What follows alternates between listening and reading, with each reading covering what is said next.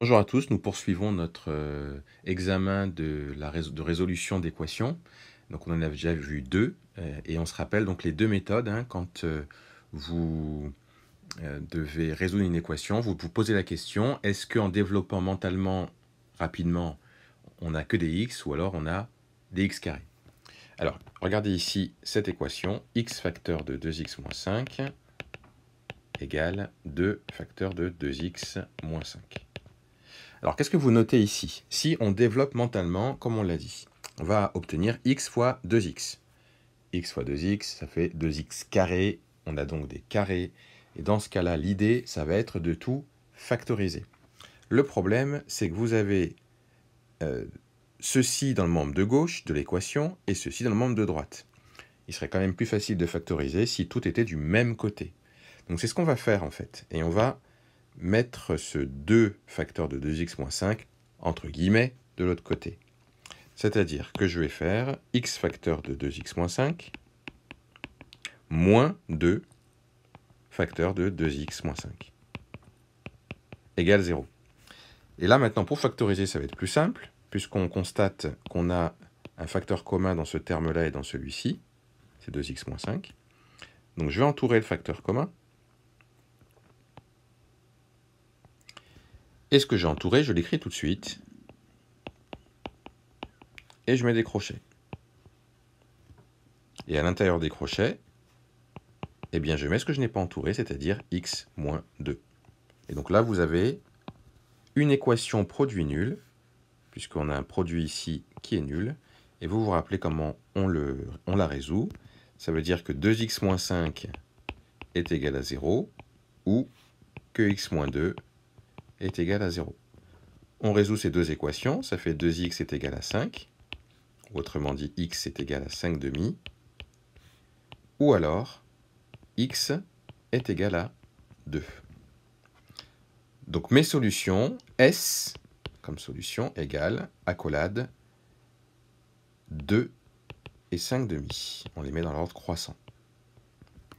Donc voilà comment on peut, lorsqu'on a deux termes dans chaque membre de l'égalité, comment on peut faire pour les avoir tous dans le même ordre, dans le même membre, et ensuite factoriser. On va voir maintenant un autre exemple. Alors, première question qu'on se pose, c'est est-ce que c'est que des x ou alors il y a des x carrés? Ici, il y a des x carrés, donc la seule méthode possible, c'est la factorisation. Alors, rappelez-vous comment on factorise une expression comme celui-ci. On a déjà vu ça, donc revoyez peut-être éventuellement le cours et les vidéos sur le sujet. Mais pour factoriser x carré moins 36, on reconnaît une identité remarquable, la troisième, c'est de la forme a au carré moins b au carré, c'est-à-dire que c'est de la forme x carré moins 6 au carré, puisque 6 au carré, ça fait 36. Et d'après l'identité remarquable, on sait que c'est égal à a moins b facteur de a plus b. C'est celle-là, je vais peut-être la remarquer ici. A moins b facteur de a plus b. Donc ici, c'est quoi le a, c'est quoi le b? Eh bien, vous notez que le a, c'est x, et que le b, c'est 6. Donc si j'applique la formule, ça me donne donc a moins b, c'est-à-dire x moins 6, facteur de a plus b, c'est-à-dire x plus 6, égale 0. Là, je suis revenu à une équation produit nulle, donc ça veut dire que je peux écrire que x moins 6 est égal à 0, ou alors x plus 6 est égal à 0.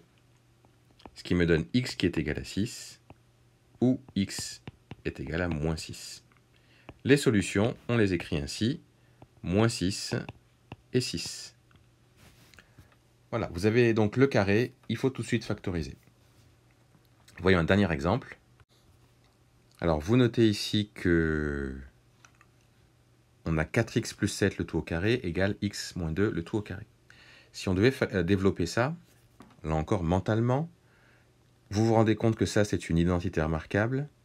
Donc, on aurait des x carrés, puisque 4x, faudrait le mettre au carré, ça ferait 16x au carré. Donc, ça veut dire que là, il faut factoriser absolument. Mais comme on a une petite expression, là, un terme du moins, dans chaque membre de l'égalité, à gauche et à droite, voilà, Du coup, on va tout mettre d'un côté, et puis après, on va pouvoir factoriser. C'est-à-dire qu'on va mettre 4x plus 7 au carré. Le x moins 2 au carré, on le passe de l'autre côté, ce qui fait moins x moins 2, le tout au carré, et ça fait 0. Et donc, on veut factoriser cette expression-là. Alors, on se rappelle comment on fait, on l'a déjà vu aussi, ça.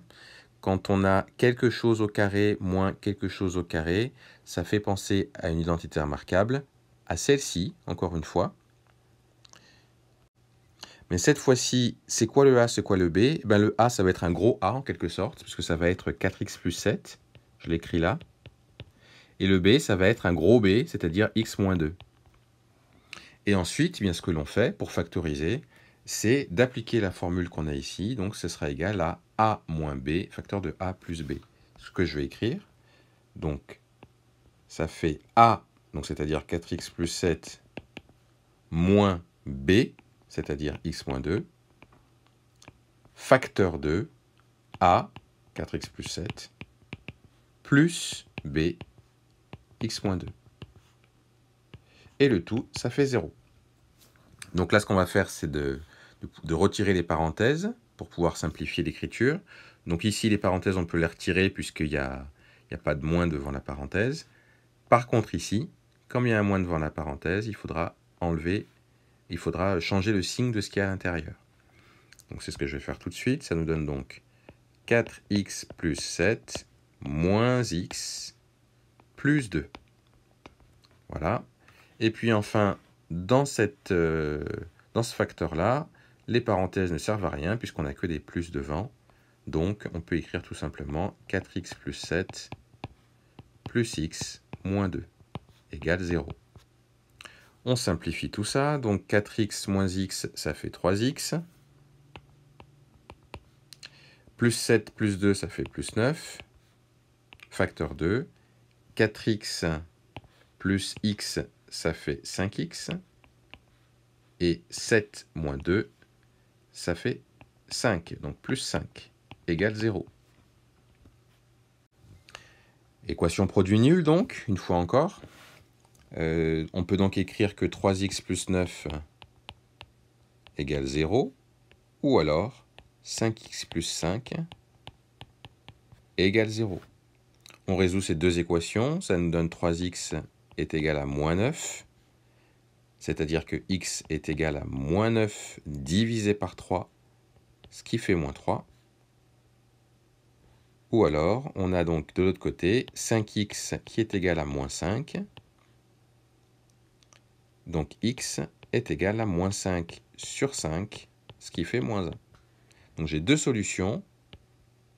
Je les écris avec S, les accolades, moins 3, moins 1, et je les mets dans l'ordre croissant. Donc voilà pour les exemples du cours qui vous permettent de résoudre ces équations.